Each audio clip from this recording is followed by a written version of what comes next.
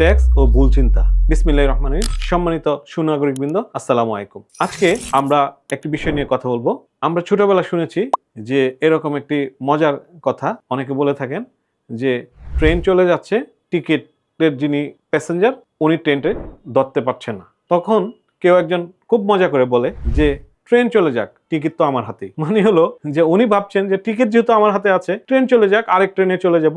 অথবা বিষয়টা এরকম হতে পারে যে উনি খুব পাশে যিনি এই প্রাসঙ্গিকতা এনেছেন উনি বোঝাতে চাচ্ছেন যে ট্রেনের মতো চলে যাক, টিকিট আমার মতো আছে, তাতে কোনো সমস্যা নেই। ফিলিংস এরকম হতে পারে। ঠিক আমাদেরও অনেক সম্মানিত করদাতা আছেন যারা টিআইএন গ্রহণ করে থাকেন কোনো একটা সুনির্দিষ্ট কারণে, তারপর আর ট্যাক্স রিটার্ন জমা দেন না। ওনারা মনে করেন যে আমি টিআইএন নিয়ে গাড়ি কিনেছি, টিআইএন নিয়ে সঞ্চয়পত্র করেছি, টিআইএন নিয়ে বাড়ির প্ল্যান পাস করে বাড়ি করেছি, টিআইএন নিয়ে জমি রেজিস্ট্রেশন করে ফেলেছি, টিএন নিয়ে আমি একটি এফডিআর করেছি, এফডিআর থেকে সরকার আয়কর কর্তন করছে, অথবা আমার রিটার্ন জমা দেওয়ারও দরকার নেই, কর দেওয়ারও দরকার নেই, কর তো আমার কেটেই রাখছে। গাড়ির অ্যাডভান্স ট্যাক্স, সঞ্চয়পত্র, উৎসে কর, এফডিআর এর এআইটি, অথবা আমার আর কোনো কর্মসূচি নেই।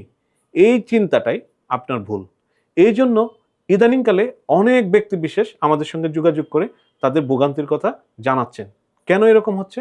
কারণ একটি, ওনার চিন্তা এবং বুঝার ভুল। কারণ আয়কর আইন অনুযায়ী স্পষ্ট বলা আছে, কোনো একজন টিআইএন গ্রহণকারী টিন গ্রহণ করার পর তার সম্পদ বিবরণী দিয়ে প্রতি বছর সুনির্দিষ্ট সময়ে অবশ্যই আয়কর রিটার্ন দাখিল করতে হবে। যদি আয়কর রিটার্নের বাধ্যবাধকতা ওনার জন্য না থাকে সেটি ভিন্ন বিষয়, বন্ধ করার আইন আছে। আর যদি প্রাসঙ্গিকতা থাকে, উনি টিআইএন নিয়ে একটি বাড়ি করে ফেলেছেন, 4 বছর সময় নিয়ে 6 তলা একটা বাড়ি করে ফেলেছেন, কিন্তু অর্থের উৎসের ব্যাখ্যা নেই, ট্যাক্স অফিস থেকে একটি নোটিশ যাওয়ার পরেই ওনার ঘুম ভাঙবে এবং নিশ্চিত উনি ট্যাক্স লায়াবিলিটিসে পড়বে।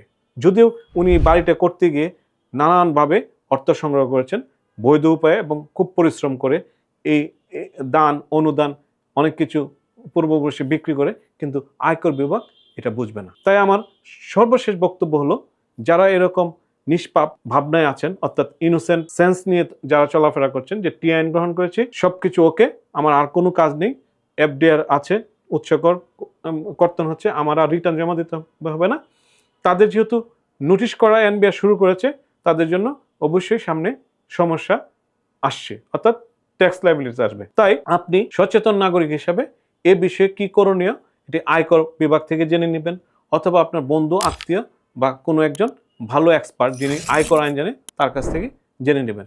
ধন্যবাদ সবাইকে, ভালো থাকবেন, আনন্দে থাকবেন।